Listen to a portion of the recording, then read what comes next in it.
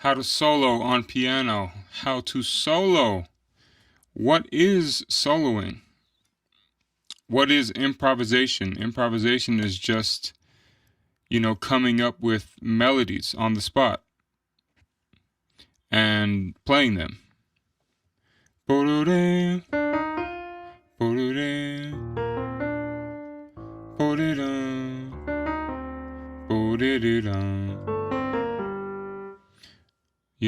So I'm working with a few of my students on Autumn Leaves, because I think Autumn Leaves is one of the best. It's a great starting point to learn how to solo and improvise. It has everything in there. It has 2-5-1s. It has minor 2-5-1s. It's got some people will call them backdoor 2-5-1s, but it's got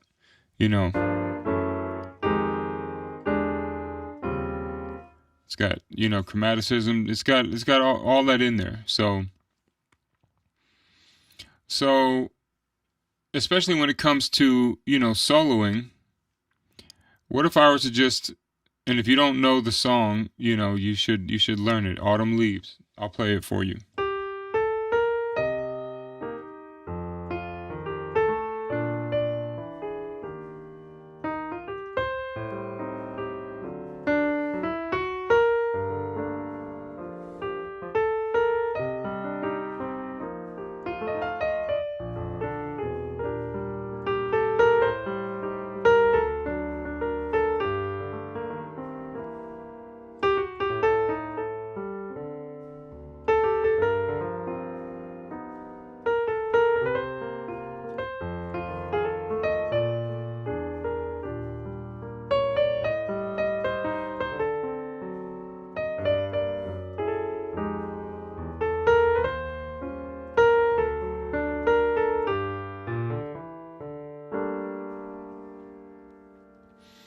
Right, that's the whole song. So 2-5-1 is the first progression here, right?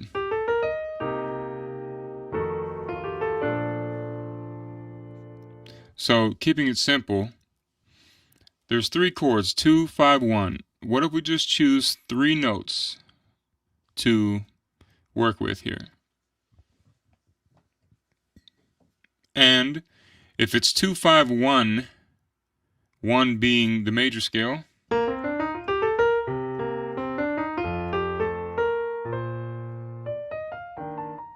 right? Let's just do 1, 2, 3 of the major scale. Okay, that's just going up. Now, if we were to play the major scale going up, starting on each of the notes from the major scale, right? So 1, 2, 3, start on the second note, third note,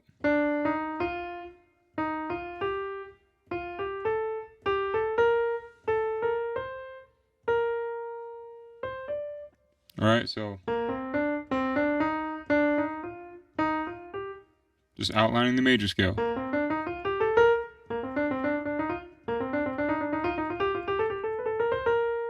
So if we were to take triplets, for example, why triplets? Because there's three groups of notes per beat, and if we have 3 notes, it just works perfectly, right? So 1, 2, 1, 2, 3, 4.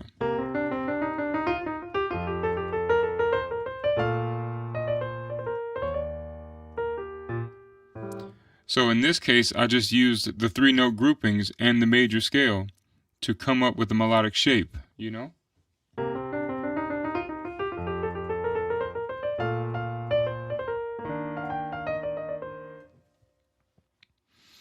Right, so what if you cut it in half?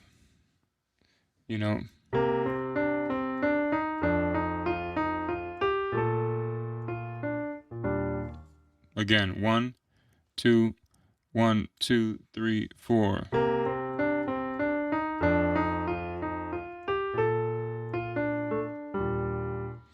So you can combine those 2 triplet shapes, the slow one and the fast one.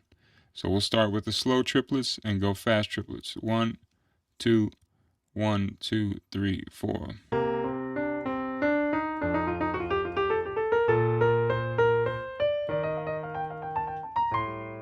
Right?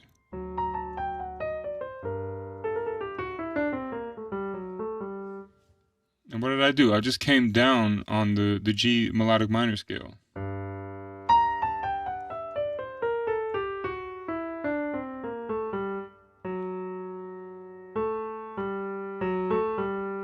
That's a 3-note grouping. What is that? That's the G melodic minor scale. I'm going 7, 2, 1, right? And then 1, 3, 2.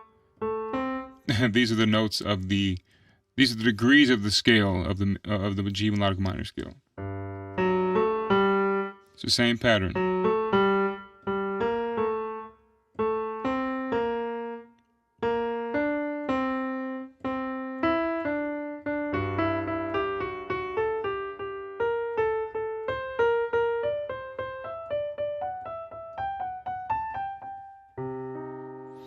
Right, so same thing. If we were to do that same shape with the B flat major scale, it would be.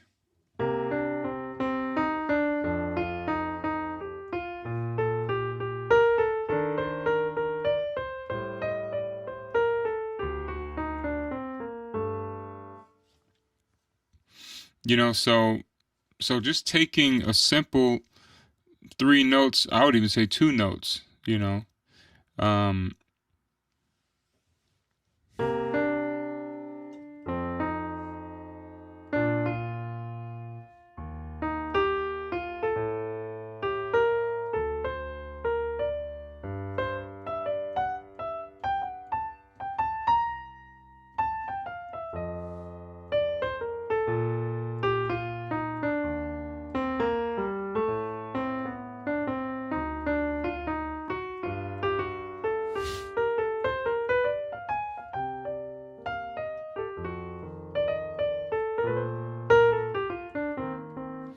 You know, so there I was just combining, you know, the little shapes, the 2, 3 note shapes with, you know, phrases, bebop phrases that I already know, you know, and I suggest that you transcribe as well.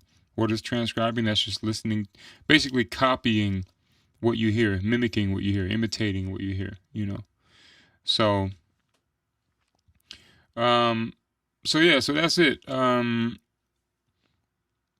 It's basically thinking compositionally. You know, what does that mean? Well, that means, what's a composition? It's a song. So that's why it's important to learn a bunch of songs. And if you want to learn how to play jazz, you know, learn a bunch of jazz songs, and just do what the songs do. Pardon me, do what the songs do. You know, there's a very popular, you know, lick that everyone learns if you go to jazz school, and that comes from a song called Cry Me a River. The very first line of Cry Me a River is this.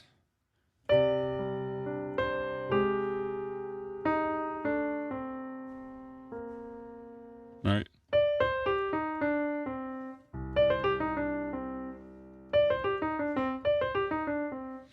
Right, so if we're on Autumn Leaves,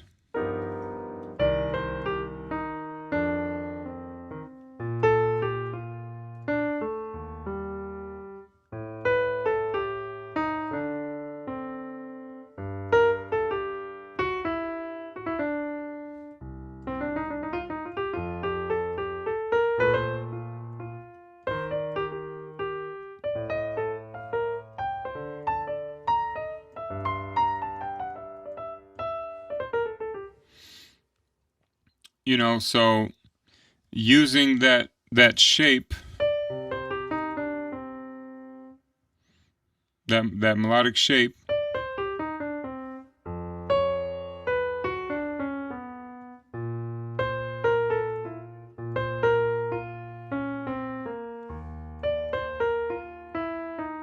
you know, I'm just modifying the notes going down to fit whatever the chord might be, you know.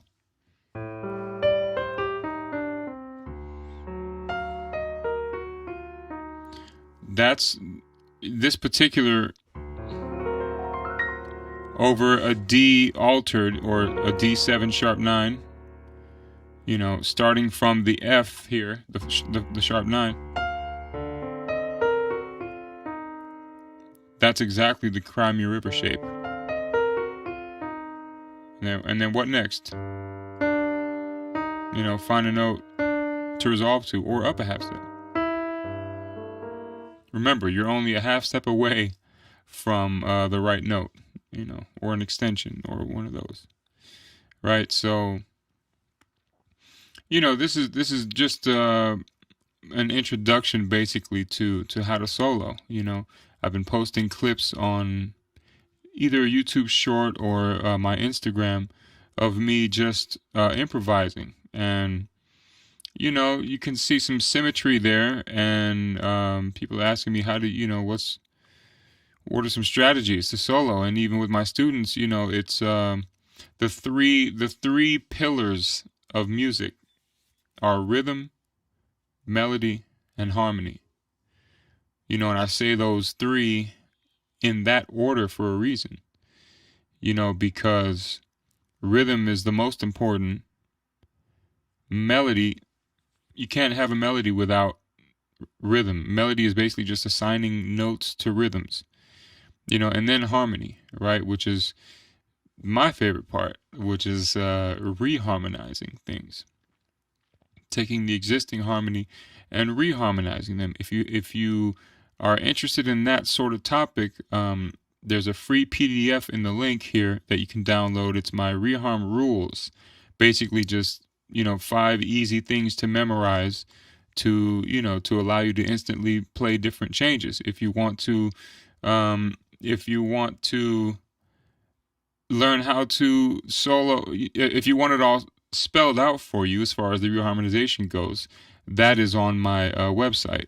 You can get that. The link is also down below. It's called my Rapid Reharm Reference. Every major chord has 20-ish different substitutions you can play without changing the shape of the major chord, you know. Same thing with the minor chord. There's 8 different chords, right? So anyway, check those out if that's something you're interested in. What's this comment here? Different subject, but when do you make a deep dive video or interview about gospel music, progressions, how to use them, how to think of them? Enjoy your vibes. Thank you, brother. Thanks for tuning in. Or sister, whatever. Yeah, on gospel music. Yeah, is that what everybody wants to learn? I mean, let me know. You know, I'm just getting started on this YouTube thing here. You know, I've been away for quite some time. I just moved. As you can see, this is my new setup here. I finally have a room with a door I can close where the dogs can't. The dogs aren't allowed in here. So anyway, but yeah, so gospel music. Yeah, I love gospel music. I was raised in the Pentecostal church and learned how to play gospel from playing hymns. So, you know, we can do deep dives on gospel music. Most definitely. If you have any specific questions, we can talk about that right now if you want to. What kind of things are you interested in? You know, are you interested in reharmonizing gospel songs like hymns, or, you know, you want to learn how to solo over these gospel tunes, or how to play traditional gospel versus contemporary gospel, or what? You know, there's so many avenues. There's so many things that we can talk about as far as gospel is concerned. But while I'm thinking of it, and hopefully I'll save this video when we're finished. Hopefully, you know, others can get use out of this.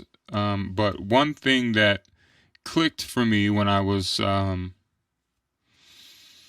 grew up playing, what would you call it, Southern gospel style. Like some artists are like Bill Gaither, David Phelps. This kind of, you know, it's more like country / Christian, you know, mixing country with gospel music kind of thing. But when I started learning how to play black gospel music and in the Kojic church and Baptist church, one thing that clicked for me was, this was early on, I was 18, 19, 20, something like that, was the fact that, you know, a lot of it is just based on simple triads in the right hand, especially harmonizing the melodies, like what's a um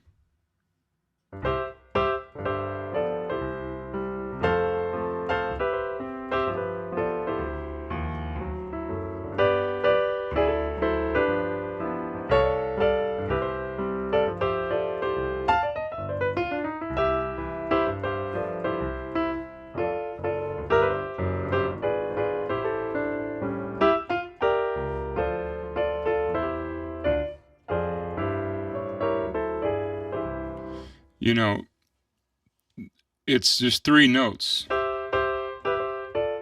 because what's happening is the piano is mimicking a choir, and singing voices, right? um One thing that comes to mind as well is that you know the chords don't always have to match exactly what the choir is singing or what the voices are singing. Sometimes the rub pause is intentional. So that's something that comes to mind. But yeah, let me know. Let me know what the vibe is and what we should talk about. But I definitely will make that a part of the channel here, is gospel music. That seems to be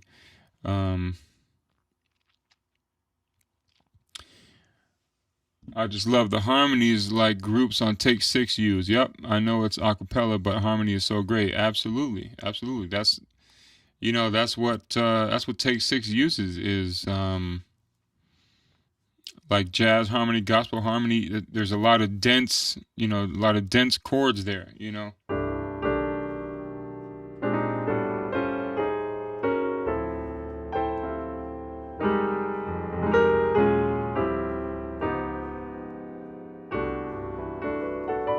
I mean, this is more jazz, I guess, but I'm trying to think of a song that like what would be a familiar hymn or a familiar song to explore with that. Yeah, let's see.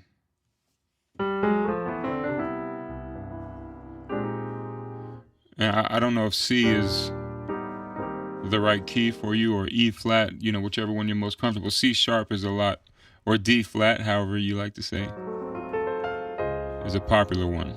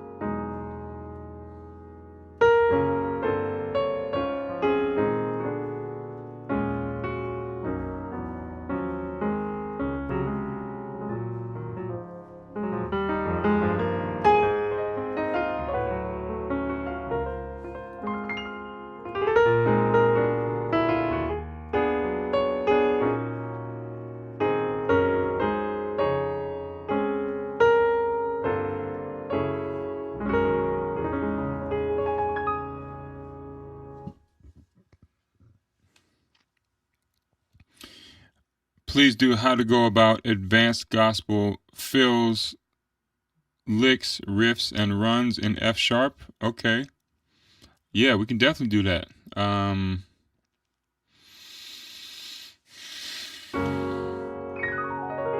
love F sharp because you can, you know. By the way, you know about this? The gun finger, as I like to say. Boop, boop, boop. No, but you can use your thumb and your pointer finger to do a glissando. I showed Hammond gal Lynette Williams how to do that at the NAMM show. She lost her mind. Right. So not just with your first finger. Let me see. Can I get rid of this to show you?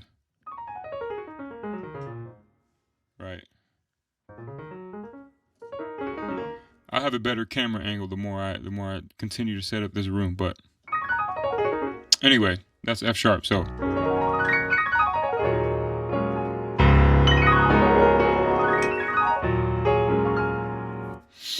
that's sort of an advanced thing. Is the, you know, you don't hear a lot of people do that all the time. Is the glissando is what that's called.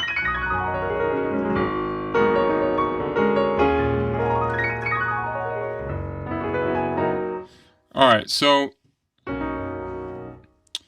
yeah, let's see.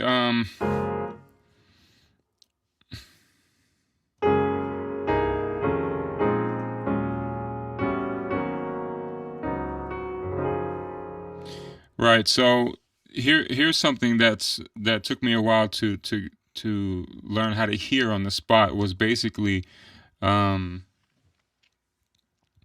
know, 7-3-6, 2-5-1, right? This progression. What did I say? 7-3-6, 2-5-1. Right. So, but before the 7, typically there is, what would you call this? The flat 5. I look at it though as just going from 5 to 1 on the 7, right? In this case, it'll be F, right? So C to F. So C.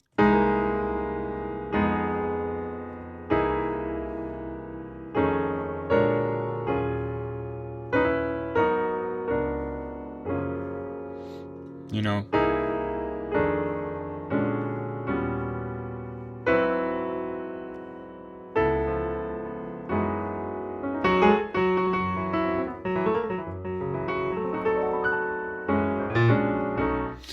All right, so there's even a song that comes to mind. I can't think of it right now, but well, yeah. Yeah, give me some ideas here. I'm drawing a blank here on the live, but you know, I'm gonna get some ideas from this, and then we'll make a dedicated video and upload it for you, for sure. By the way, you guys watch Sean Wilson's channel? That dude can play, boy. I've been watching a lot of his stuff where he breaks down Michael Burrell's stuff like that. If you want me to do some breakdowns or reharmonization, I can do that as well.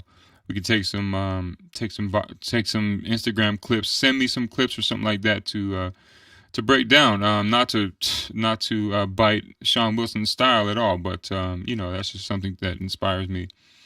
Let me know if you want to hear just a different take on it, right? So, but shout out to Sean Wilson.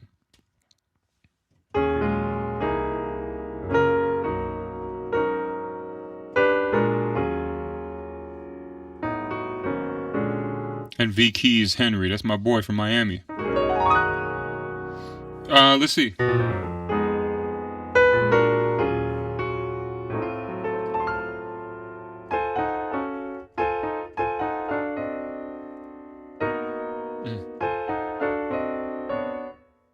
What is that?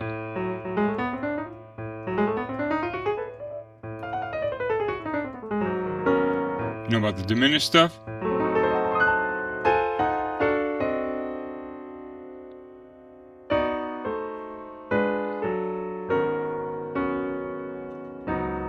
What about your drop 2s?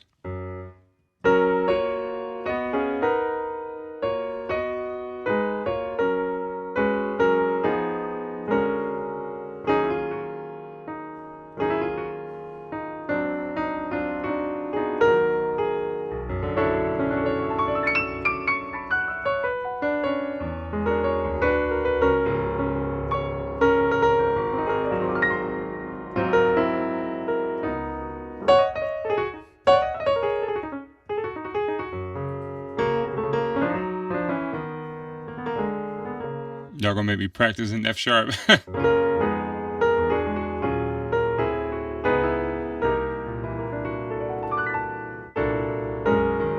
Oh, you know what? I don't know if you're still listening, but here's a dope passing chord for you that I do all the time. So basically, going from the 1 to the 4, like if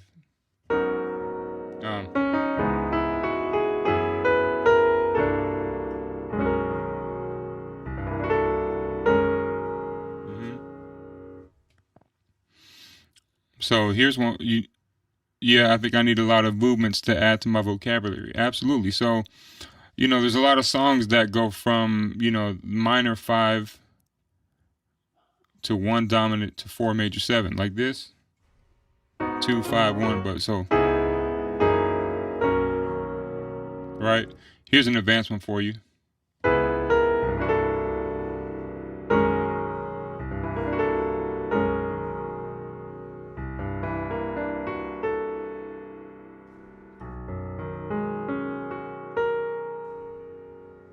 You can see the notes on the screen. Just cop that. So this is a 10th in the left hand. That's what this is called. 1, 5, 10. And then B flat, D, F sharp, A.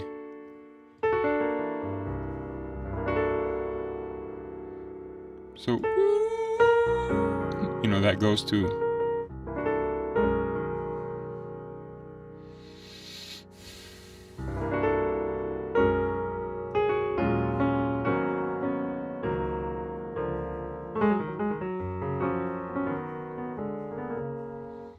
Gospel has a kind of sound that I'm unable to really grasp.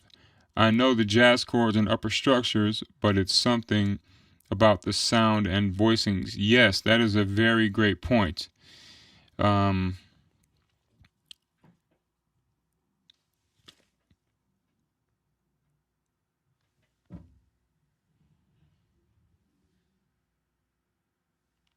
second.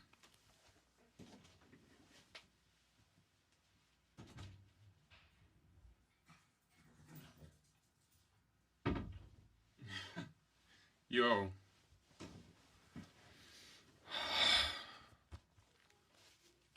The dogs are going crazy. I thought I heard somebody outside. Anyway.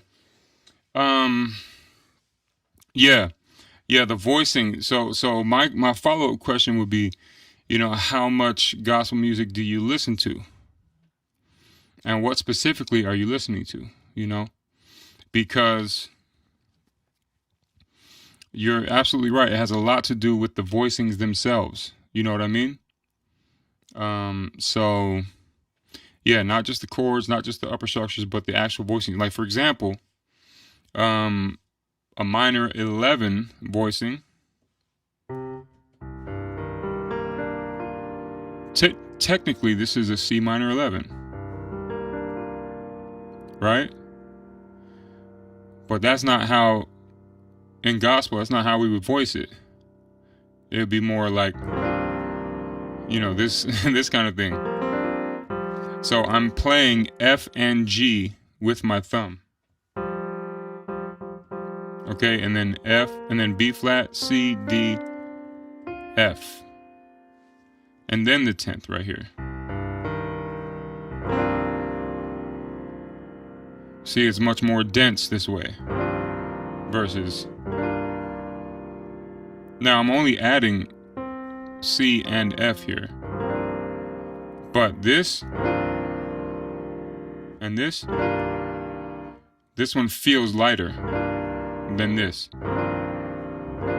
It's a lot heavier, a lot denser. So, excuse me, you'll find that in a lot of gospel piano, a lot of gospel voicings is very, a lot of clusters, close together notes. So, to wrap it up for you, I would say, let me give you, I'm going to treat you like one of my students. I'm going to give you a recommended listening, okay? Listen to,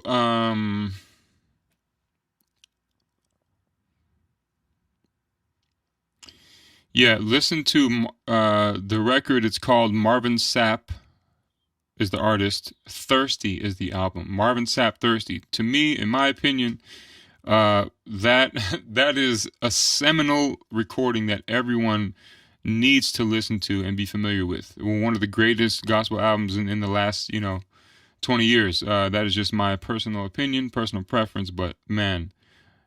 So Aaron Lindsay and Buddy Strong are the two piano players on that. So if you listen to, even the intro to Thirsty,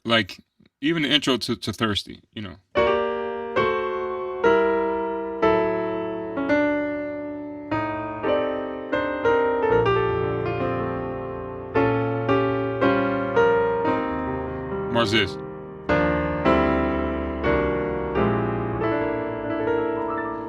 There's something like that. I haven't. It's been a long time since I transcribed it verbatim, but yeah, definitely for everyone listening to this, Marvin Sapp, Thirsty. Please go listen to that and pay special attention to, you know what? And using here's me being a proponent for AI. Get one of these stem separators and somehow get your hands on a recording of one of those songs and separate the stems and see and listen to the keys only, and slow it down in your DAW of choice, and just try to. As a matter of fact, maybe we'll do this on another live. Let me know when you guys are generally on, so I can make sure I'm live when you're there. But we can do exactly just that. Separate the stems from a gospel record and do audio to MIDI, like in Fender Studio Pro now, but Studio One, Studio Pro. Let's just call it Studio Pro. That's what I still use. They literally have just the audio. You just drag the audio track to a MIDI track and it turns it into MIDI, so you can get exactly. You found it on YouTube. Okay, yeah, listen to it. Listen to the track. Listen to Thirsty, because the actual song itself is called Thirsty, and it's slow enough that you'll be able to pause it and try to. And there's a few clips there where you can see Buddy Strong's hands there. So. Yeah, so if you're unfamiliar with the sound of a lot of, if you think you can't grasp certain types of music, the best way to remedy that is to just dive deep into, immerse yourself. It's like learning a language, like learning Spanish. Habla español poquito, pero necesito aprender más por hablas, and things like this. But all you got to do is immerse yourself. Like go in. Like I grew up in South Florida, and there's certain parts of South Florida, like Little Havana, for example, where if you go to a business, there are no signs in English at all. So, you just dive into. If you live in a place where they don't speak English, you'll pick up the language very quickly out of survival. So that being said, same type of thing. Just immerse yourself in the music.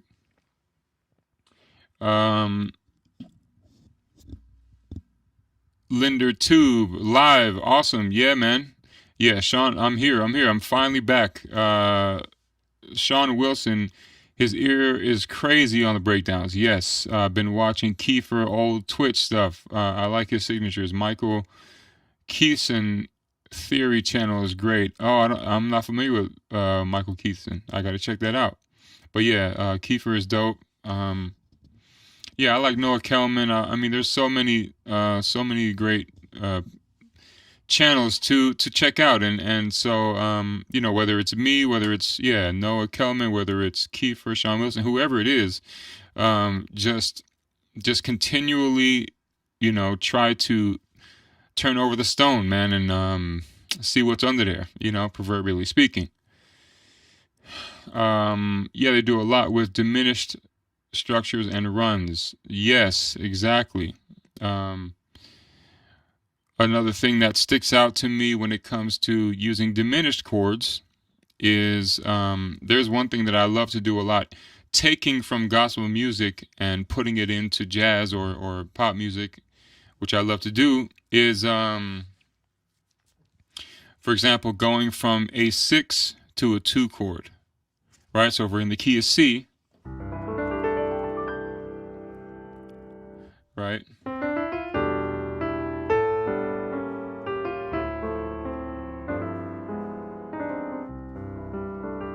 So when it gets to the A,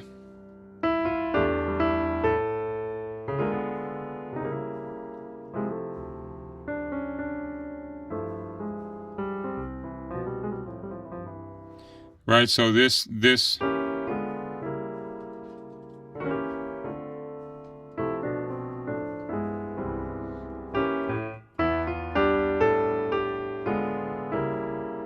is, I hate that it says A flat, but I think of this as D diminished and C sharp diminished.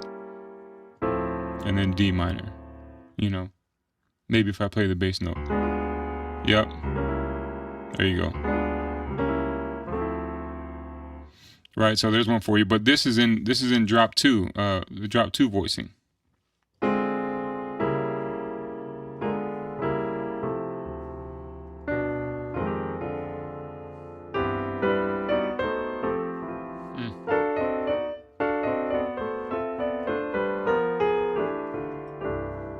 So D diminished, C sharp diminished, right? Yeah, the inner nuances of gospel. Yes, it's very, very important. That's really, that's a great point that you bring up, man, because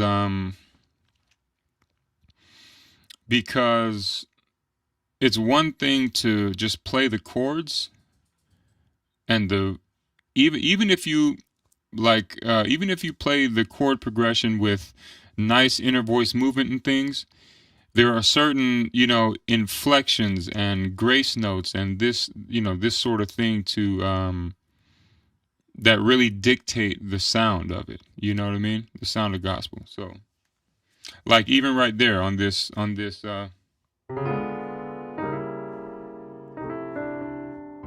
So.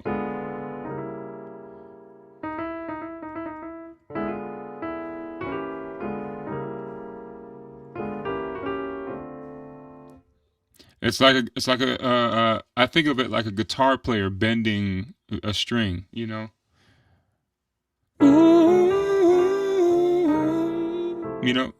like that.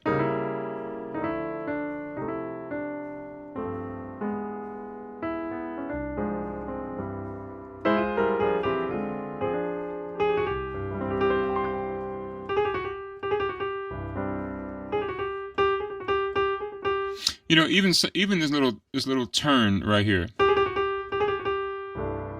It's like I'm making the dynamic drastic just so you can hear the effect.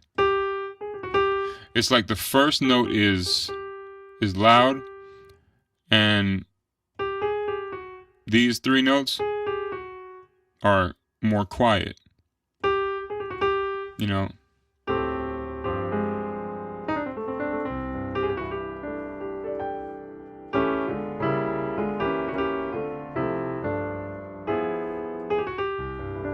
Like I almost didn't even sound the first G, And it's, the dynamics are hard to really get perfectly on these virtual pianos. This is the modern D I'm using right here. If you haven't seen my video on the modern D, go check it out. It's pretty funny, but yeah. Anyway, so yeah, it's all about the feel and the nuance, And the only way you're really going to, again, to learn those things is to dive yourself really deeply into these recordings. If you just came in, I don't know how many people are on here, but if you just came in, a recommended listening for gospel piano. This is more contemporary gospel, I would say, where the chords are way more jazzy, for lack of a better term. Is Marvin Sapp's Thirsty. Marvin Sapp is the artist, Thirsty is the album, and the track called Thirsty specifically, it's a ballad and it's slow enough that you can hear, but the my soul is thirsty, that's the song. I'm thirsty for you. So that's literally one of the chords that Buddy Strong plays. You see, it's basically a 5-1, but what's going on here? This is the 1 and the flat 7 of A, flat 9. So here's the chord, basically A7. Right? So flat 9, flat 5, really, yeah, and then the root here.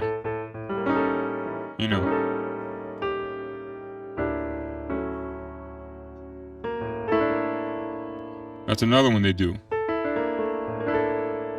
So this is like, yeah, B flat major 7 flat 5, sure. It's like A Phrygian, as we know it to be in the jazz world. You know, so check out Marvin Sapp's Thirsty record, and the actual song called Thirsty. Yeah. So, but yeah, I'm trying to think about any other records that, man, to be honest with you, I haven't listened to gospel in quite some time, man. I've been so consumed with with the Leslie Odom Jr., who I tour with. We made a record last year in October. If you haven't heard that, check it out. I'm playing a beautiful Steinway B. Man, I have not played a Steinway B with that level of sustain, I think, ever. It's gorgeous. Sadly, the studio is now closed, and I don't know what happened to the piano. So that's a frown face right there with a tear. But go check it out. Leslie Odom Jr. An Offering is what it's called. The cool thing about that record is that, a lot of times when you go see these artists tour around, they'll have a different band than the one that actually played on the record. And that is not the case with this record. So it is I. What is this? Medieval Times. It's me, Eric England on bass, David Shiverton on drums, who's now playing with Jill Scott as well. Shout out to Dave. Yeah, and Stephen Walker, who plays guitar. Stephen Walker was playing guitar on the Nord sessions with Daniel Witherspoon and a couple other people recently. They just dropped. I can't even speak. Recently, that just dropped the Nord Organ 3 videos. That's Steve Walker playing guitar. He's the MD for Leslie Odom Jr. He's playing guitar, acoustic guitar. That dude sounds like James Taylor. He's so amazing. But that being said, go check out the album. It's really dope, man. I'm not getting any money from this. I'm just telling you, it's a really good listen. We do Autumn Leaves on there, but a different way. Leslie has a signature version of Autumn Leaves that he dropped like in 2018 or 2017, one of those. But we do it all acoustic and stuff like that. So go check it out. But yeah, that being said, and I'm literally leaving 2 days from now going on the 80s cruise with the Daz Band. The Daz Band is the original artist who sang Let It Whip. Whip it, baby. Whip it right. Whip it all night. Yeah, anyway, so we're doing that. So I've been learning a bunch of music. But that being said, man, I just, you guys are encouraging me to get back into the gospel chair and listen. I produced the gospel record, and a few of them when I was in Miami and stuff like. So I used to be heavy in that, but I don't play in church anymore, and it's just, I kind of miss it, to be honest with you. So this is good, and I need to get my chops together so I can show y'all some stuff too. So anyway, that's what's going on. But what's up with y'all, man? It's 4:24 in Las Vegas right now, and yeah, I'm just practicing here, trying to get this YouTube thing back going, man.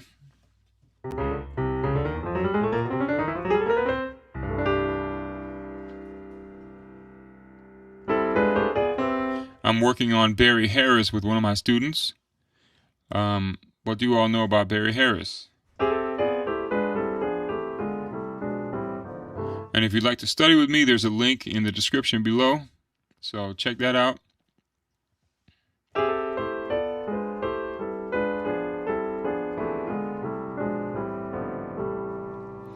Barry Harris, major 6th diminished scale, and the minor 6th diminished scale. It's a method for harmonizing melodies, basically,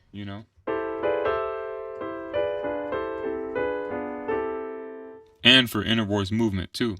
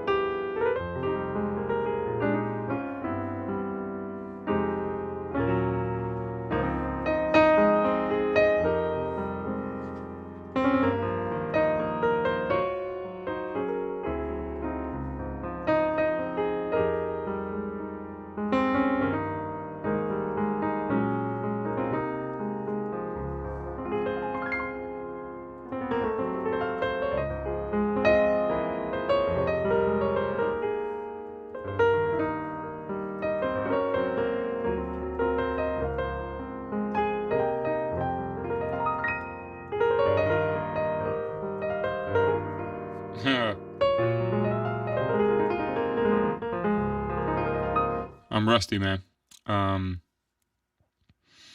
Chord substitution ideas, always. That's everything I'm talking about. Again, if you want chord subs, check out my rapid reharm reference. The link is in the below. The link is in the below. It's in the description below. But yeah, I have not practiced 60 minutes exercises or drop 2 or block chords. Whoops. Yeah, get on that. You know, you'll thank me later. Again, more videos to do this year on all of this, right? So stay tuned for that. Thank you for watching. Thank you for being here, right? Even you guys here are awesome, right? So anyway, I'm going to help you get on beast mode. Just stick with me, all right? That being said, chord sub ideas. All right, so here's just one idea. And this comes from, again, the free PDF that you can just get right now in the link below. It's from my reharm rules. And that is, the first rule is, well, one of the rules is 4 in the bass. What does that mean, right? So whether it's a major or a minor chord, let's C, for example. In the key of C, what is the 4th degree of the scale? Okay, so you have 4 in the bass on a C chord. Now, just fill in the blanks, right? If we have F in the bass and we have C here, what is the one note that's missing to create an F chord? Well, that's A. Right? Now we have an F chord. But if we put the C back, now we have F major 9 from C, right? So that means anytime you have a major chord, you can play its 4 in the bass. Does everybody understand that? Anytime you get to a major chord, you can play the 4th degree of that in the bass. So what's a good example? Like, I mean, shoot, we could just do 2, 5, 1 in C. But instead of 1, we're going to play what? We're going to play its 4 in the bass. So 2, 5, 1, right? Instead of C, we're going to play and then 1, right? We play the 4 in the bass of C. Okay, same thing with a minor chord. All right, like the 4. So this is good actually. 2, 5, 1 in C. What is the 4th? So we're going to pretend like D is major. In the key of C, it's D minor, right? Is 2, 5, 1. So on this D, pretend like it's major and count up to the 4th degree. That's G, right? So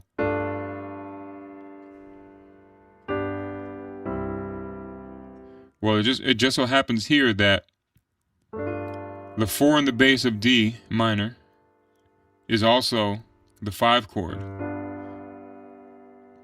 So in this instance, it's almost like, you know, the D minor 7 with the G in the bass is like, see that G9 sus4, resolve, and then 1. To be fair, it can get a little confusing if you're not strong with your music theory. So, you know, again, that's kind of the catch-22 about the information that I'm giving you, is that in order for you to get it quickly and implement it quickly, you have to be somewhat strong on your theory fundamentals. You know what I mean? So yeah, so I you know, again, if I'm treating y'all like you're my students, and let me know if you'd be interested in group. I've been entertaining the idea of group lessons and group classes, but let me know if that's something that interests you at all. But yeah, if you're my students, I would say, you know, I want you to be able to recite every major scale, like without without being at the keyboard. This is something that I used to practice. Driving, you want to you want to pay attention to the road, but like whenever you're away from the keyboard, like if you're walking or whatever, C D E F G A B C. That's an easy one. But like for example, F sharp. Well, what's the F sharp major scale? Up and down. F sharp, G sharp, A sharp, B, C sharp, D sharp, E sharp, F sharp. E sharp is the same as F, right? So you ain't got to be theoretically correct and say E sharp. You can say F. It's okay. You know what I mean? Like F sharp, G sharp, A sharp, B, C sharp, D sharp, F, F sharp. Now backwards. F sharp, F, D sharp, C sharp, B, A sharp, G sharp, F sharp. Now what about, so let's go back to C. So that's an example, of how to practice this stuff. Now in the key of C, just so it's easier to follow, I'll do like, okay, if I'm going to, like, you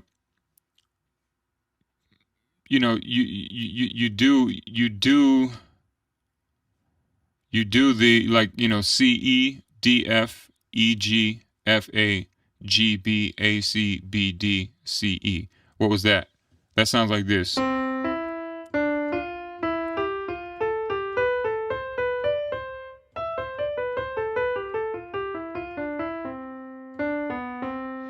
Right, so that's C, E, D, F.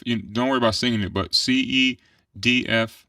And then the arpeggios like C, E, G, D, F, A, E, G, B, F, A, C, G, B, D, A, C, E, B, D, F, C, E, G. What was that I just recited? Well, it was this.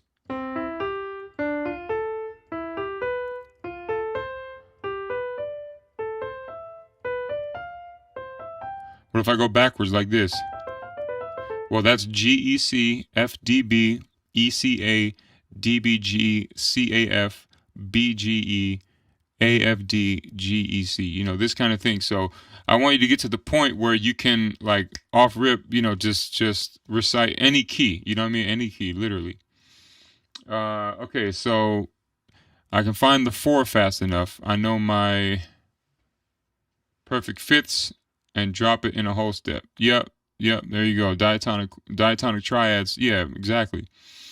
Right, okay, so if you know your fourths, so then, so that being said,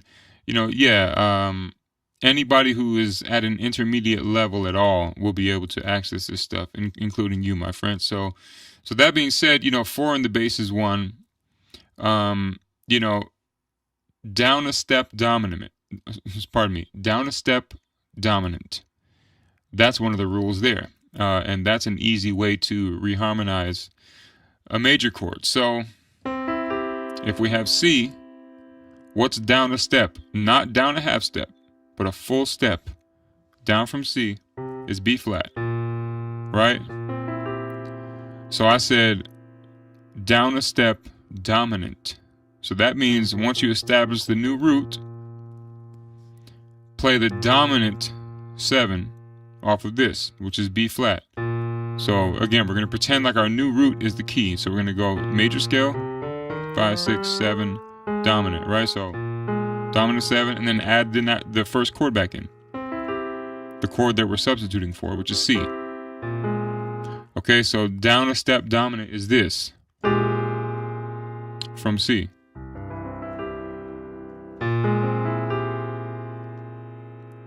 Right? So a 2-5-1 with this rule implemented would sound like this.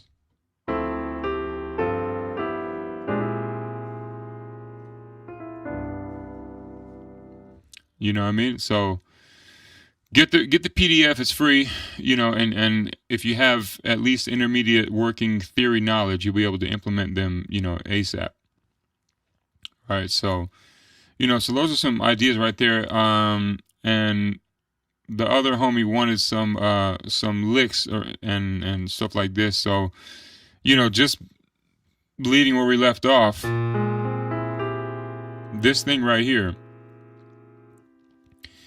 I like to do, a shape, like you can do a flurry with two fingers here, 3 fingers here, and that's basically C, E, G.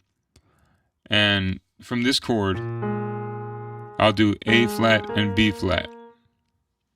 A flat, B flat, and then C, E, G, right?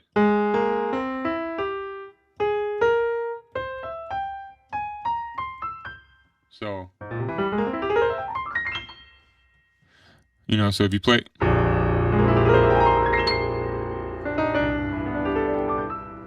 you know, that's a nice flurry. I do that all the time.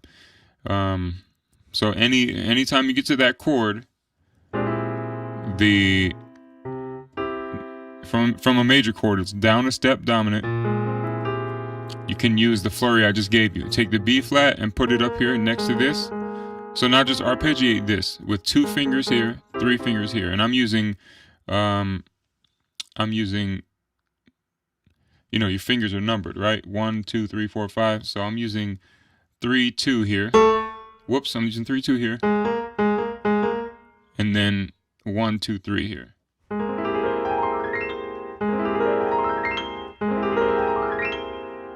You know, and just like grip the keys like this, you know, and that's how you go fast. Like, I'll try to have a side camera right here next time so you can see what I'm doing, but you know, so that's one something to take with you, you know.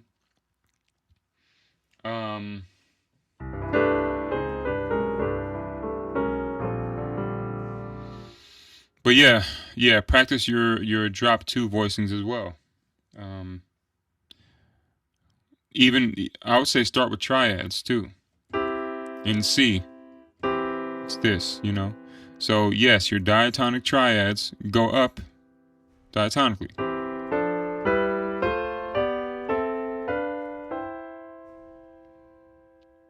And that's just, but with the drop 2. What is drop, for those who don't know, drop 2 is the second note from the top. Put it down an octave. Second note from the top here is E, so take this down an octave. There you go.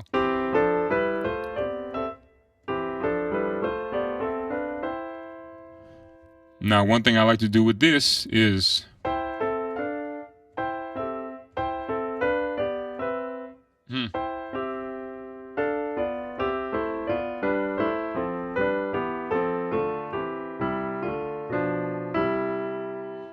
and that's just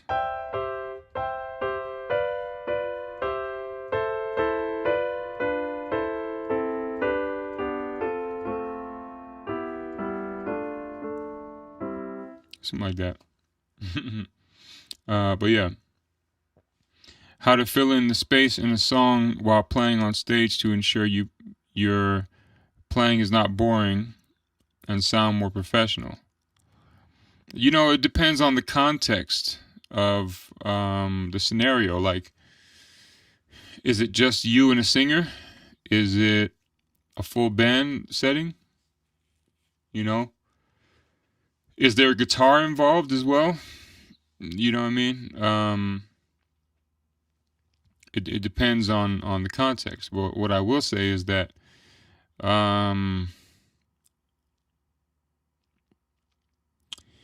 we do have a tendency to, myself included, we do have a tendency to want to fill in all the space. Not saying this is you, but I'm saying to anyone who feels this, we have a tendency to want to fill in the space all the time. However, when we learn to accept the space and perceive the space as also a creative tool, you know, then we won't want to fill in the space. Little philosophy for you there, but boy, but you know, but that being said, man, yeah, there are different things you can do, and some of them come from just from the scale itself. Like, I'm trying to think, if we're in C, Like, what's a good, because I want you to be able to apply this immediately in a song. Like,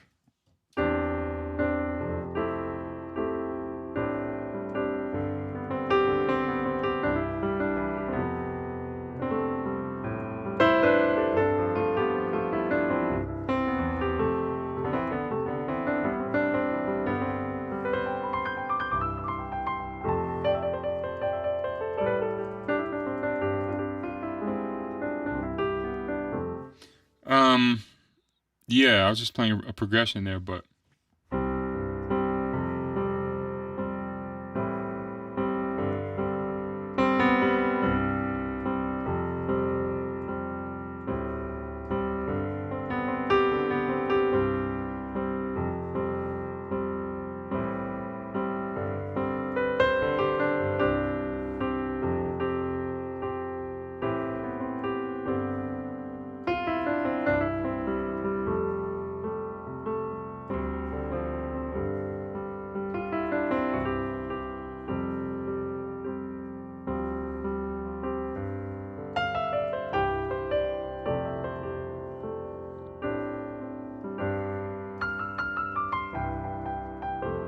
so all 4 times I basically played a variation on, like, just down the scale. 4, 3, 2, 1, down the major scale of the key that I'm in. You know what I mean? And then I landed on. So the part here in this case, and don't be afraid to continuously play the part. Parts pay for the party. You know what I mean? A matter of fact, that should be my first merch. Is a T-shirt that says "Parts pay for the party." You know what I mean? If you play the parts, you get paid. But that being said,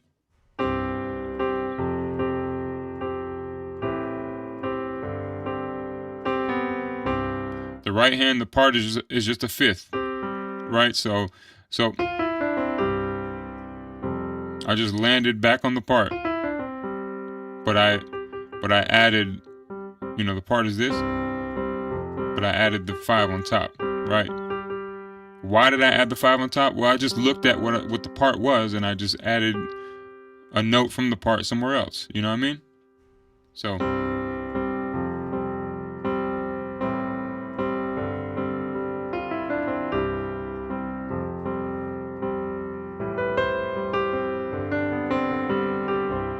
Now, what was that? Well, I was just thinking about. So I went down the scale here, and I'm thinking about what if I go up the scale. But I didn't play the exact same thing. That would be the exact same thing as just going up, right? So I just skipped the first 3 notes, or the first two notes. I skipped those and I played.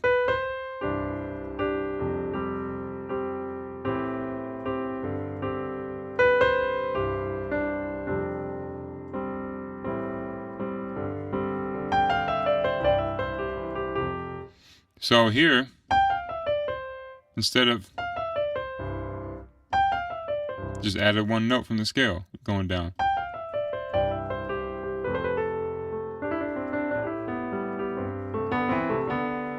What was that? So,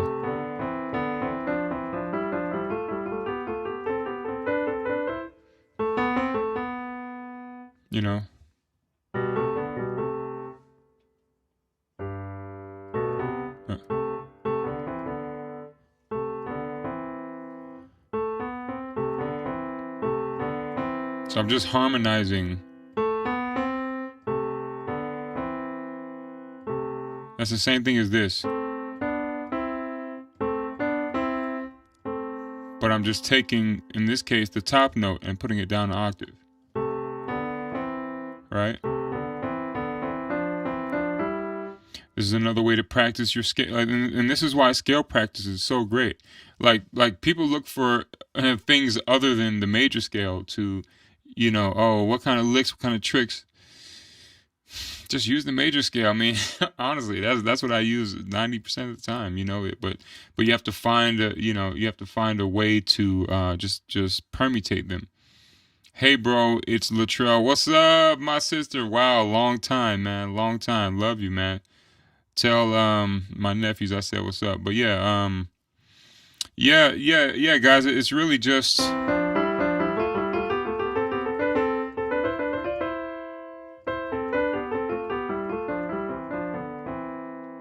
What I was talking about before, practicing these things in your head. C E D F E G, C E D F E G F A G B A C B D C. And if you know that, all you got to do is just start here. You start in the left hand where your right hand ends, right? So, and then now go up. If I'm moving too fast, let me know. You know what I mean? So.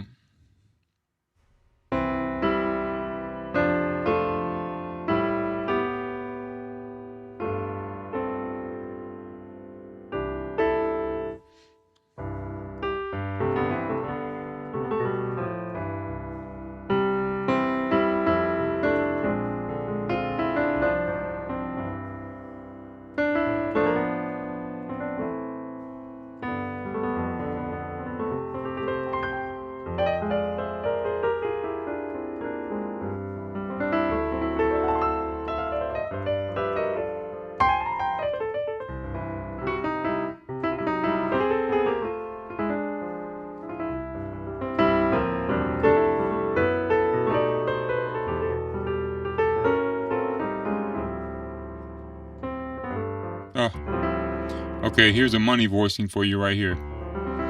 That's a good YouTube video topic, actually. It's money voicings. Right, so. Right here. So this is the 10th, like I was speaking about before. What's a 10th? Well, if we go to C quickly, it's 1, 5, 10, or which is 10 is just the third. Just like the 9th is the same thing as the 2nd, It's like 1, 2, 3, 4, 5, 6, 7, 8, 9, 10, right? So yeah, same thing on any chord. It's the 1, the 5, and the 3 up an octave in your left hand. This device is called a 10th, right? So.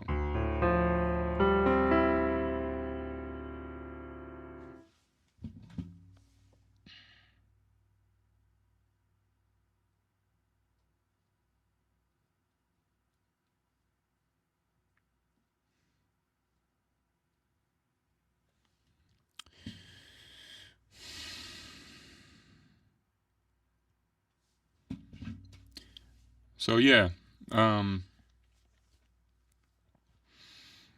glad y'all showed up. I wasn't sure who was going to show up. I haven't been on YouTube in a while, but I'm finally set up here in the new space, the new house. I'll do a studio tour, but this place is a mess right here. But thank God for camera magic. You can only see what I want you to see. So that's what's going on now. Yeah, tap in with me. Study with me if you want to take your game to the next level. You can click the link in the description below. It should be there.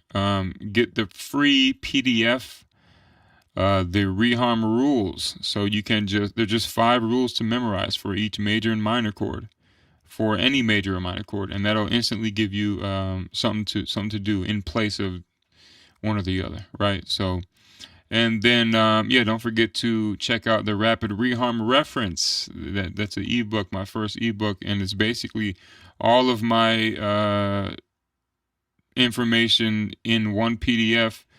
There's voicings in there, like, for any major chord. For C major, you got 20-something different chords you can play that don't change the sound of the C major. So substitutions are in there as well.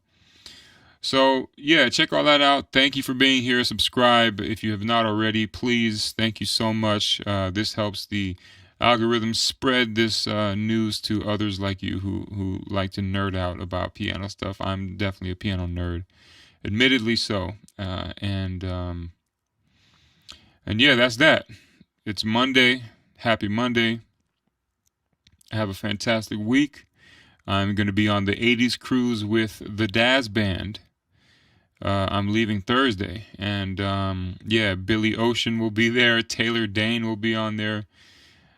Sugar Hill Gang, who I played with not long ago on a different cruise, will be on there as well. So I'm definitely looking forward to that. I am bringing my vlog rig, so if I can, if I can edit these videos, man, I have so many videos that need to get done. I just need to edit them. If you know a video editor, please send them my way, because that's the part about YouTube I hate, is the editing. But anyway, that's here nor there. So I'll do my best. But on that note, yeah, I'll go out playing some gospel, since that seemed to be the topic that this thing changed to. So.